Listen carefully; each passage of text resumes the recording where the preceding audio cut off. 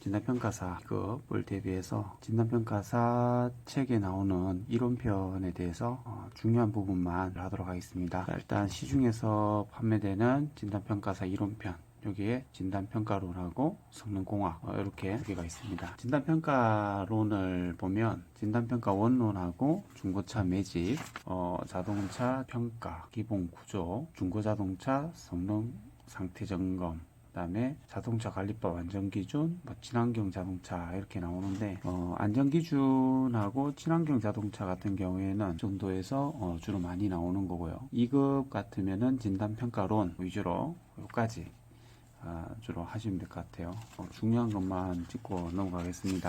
13페이지에 보면은 소형차의 정의가 있어요. 소형차 정의. 여기 보면 소형차람은 승용 상용차 및 최대 적재량이 4톤 미만인 화물차를 말한다. 여기에서 중요한 건 4톤입니다. 이 진단평가사 2급에 5톤, 6톤, 1톤 이렇게 나와 있는 부분이 있어요. 그래서 이거 좀 알아두시고, 그 다음에 기준이 되는 중고차의 상태에서 표준 상태 A 차량이 어떤 건지 알아두셔야 돼요. 그리고 14페이지에 보면은 표준 상태 적상액이 무엇을 의미하는지 그대로 읽어보면 되겠죠, 구조에. 그리고 기본 가격이 어떤 건지 기본 가격은 방법으로 설정을 한다. 이렇게 여기에 체크하는 거 있죠, 그죠? 이거 좀 알아두시면 돼요. 그리고 넘어가서 우리가 보면은 평가 방법이 나옵니다. 평가 방법. 여기에서 먼저 정리해야 될 게 뭐냐면 진단평가에서 가감점이라는 거는 돈을 더 주고, 감점이라는 거는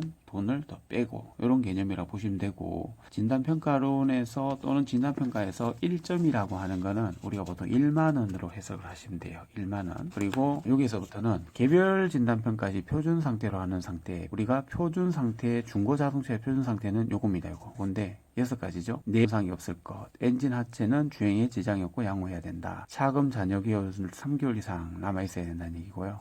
주행 키로수는 표준 주행거리다. 표준 주행거리가 우리가 중고차를 할 때 1년에 2만 킬로입니다. 1년에 2만 킬로. 타이어 홈의 깊이는 50% 이상 남아있어야 된다. 그 외에 사고에 대한 수리 이력, 손상 감점 요인 및 개조 등은 없을 것. 여기에 수치를 좀 잘 알아두세요. 3개월, 50 이 부분에 대해서 잘 알아두시고, 뒤에도 나오겠지만 중고자동차는 연 2만 킬로입니다. 연 2만 킬로를 기준으로 하시면 돼요. 예를 들어서 10년이라는 자동차를 갖다가 운행을 했다 하면 20만 킬로를 타야 우리가 표준 상태의 주행거리라 보는 거예요. 근데 만약에 15만 킬로를 탔다. 그럼 5만 킬로를 덜 탄 거잖아요. 그러면 가점을 하는 거고, 25만 킬로를 타면은 5만 킬로를 더 탄 거잖아요. 이때는 감점을 하는 겁니다.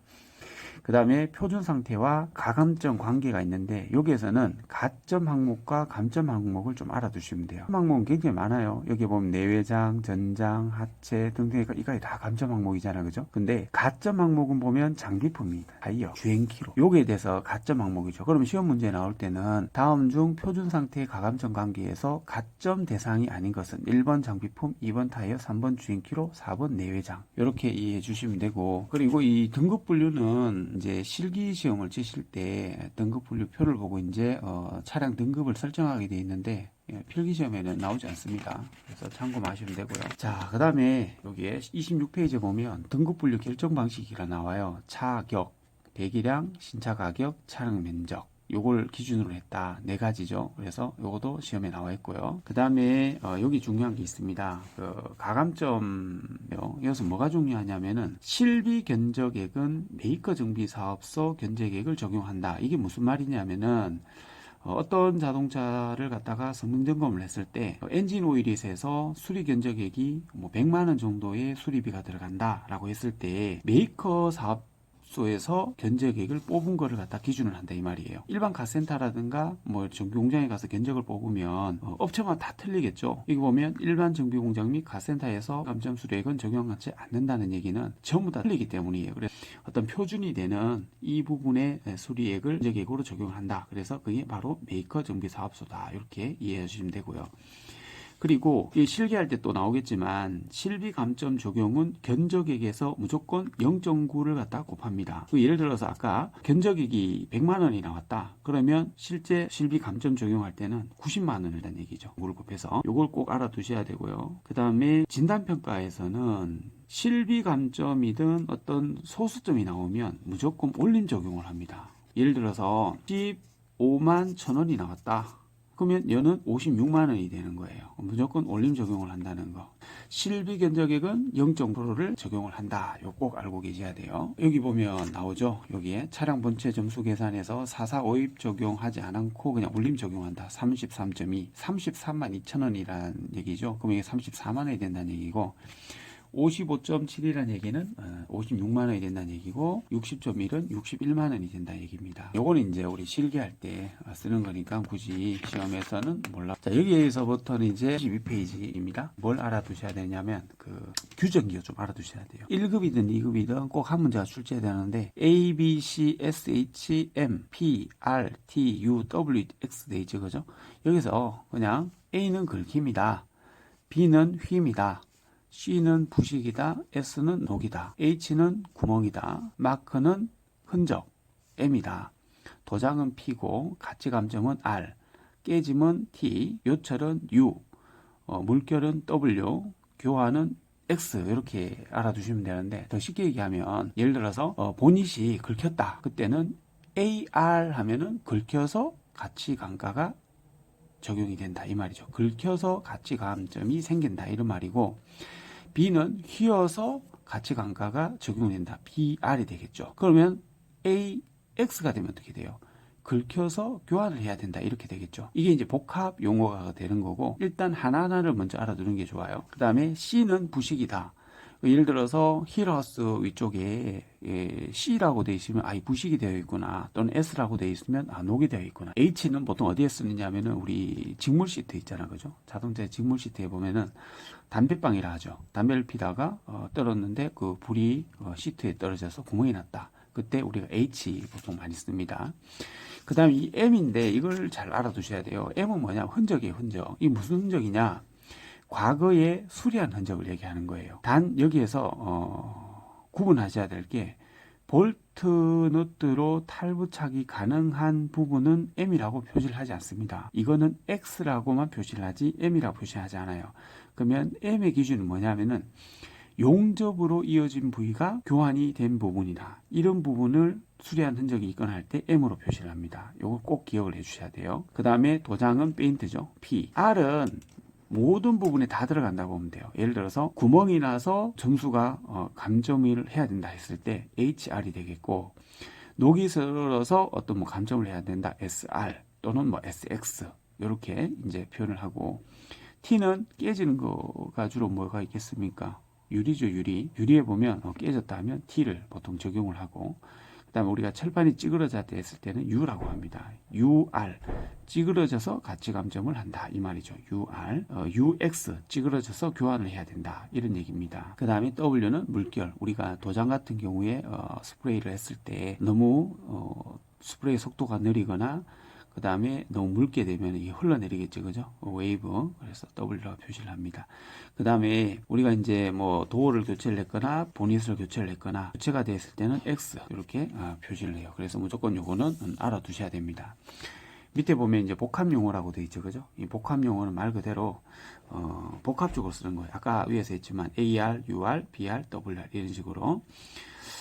그리고 요것도 잘 알아두셔야 돼요. 교환 이력 과거라고 되어 있죠. 과거. 과거에 어떤 게 교환되었는가? 예를 들어서 운전석도가 교환되었다. 현 시점에서는 아무런 문제가 없는 거죠. 단 예전에 도어가 교환되어서 이게 뭔가 가치 감점을 해줘야 되겠다 이거죠. 우리가 중고차를 사러 갔을 때 운전석 도어가 교체됐으면 이거는 뭔가 충격에 의해서 교체를 했기 때문에 돈을 깎아주세요 이래 하잖아요. 그때 과거에 대한 교환 이력이라고 표현을 하는 거예요. 그래서 여기에서는 뭐냐면은 한판이란 얘기는 우리가 도어, 앞도어나 뒷도어 각각 한판 교환으로 인한 가치 감점은 그냥 XR10으로 적용을 한다. XR10.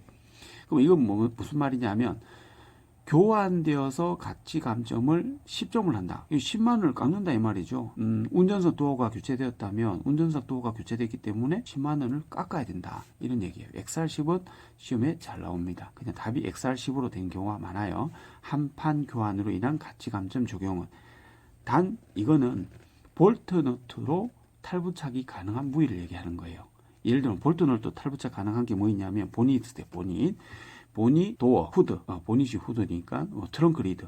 그다음 휀다 있죠, 그죠? 그다음 범퍼 이런 것도 마찬가지로 되는데 여기에서는 주로 이제 플라스틱으로 이루어진 부위보다는 철판 이런 걸 얘기하는 겁니다. 자, 그 다음에 두 판 이상 교환도 큰 쪽 한 부분 외판 가치 감점, 수리 이력 감점을 적용하고 큰 쪽의 기호는 M으로 표기한다. 이거는 실기 쪽에서 다시 한번 다루도록 하고 지금 설명하려면 책 뒤를 또 봐야 돼요. 요거 꼭 알아두세요. 요거 한 문제씩 나옵니다.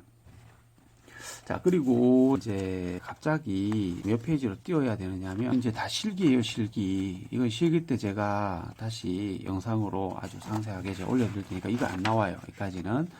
그 다음에 여기 보면은 75페이지죠. 75페이지에 나오는 게 뭐냐면 이거 나와요. 진단평가 점수 10점법 해가지고 나오는데 1점부터 10점까지 점수가 이렇게 쫙 나열되어 있죠. 1점, 2점, 3점, 4점. 자, 여기서 기준은 뭐냐? 10점은 굉장히 이제 세차에 가깝다. 1점은 거의 굉장히 파손이 많이 된, 예를 들어서 침수나 화재 차량, C랭크 사고 이력 차량이라고 되어 있죠. 그럼 C랭크가 뭐냐? 뒤에 또 나와요. 그래서 표준 상태가 뭐냐면 표준 상태는 이 6입니다. 6. 표준 상태. 그래서 시험에서는 이제 어떤 식으로 나오냐면 요게 많이 나오거든요. 요 3.5점 또는 3점. 볼트로 조립된 외판이 1개에서 3개 이상 교환된 경우에는 몇 점법에 해당되느냐? 1점, 2점, 3.5점, 5.5점 이런 식으로요. 그래서 1점에서 10점법까지 어떤 특징들을 간단하게나마 꼭 알아두셔야 돼요. 이 정도로 알아두시면 좋고요. 자, 그래서 75페이지의 내용을 꼭 알아두셔야 되고요. 읽어보시면 도움이 많이 되고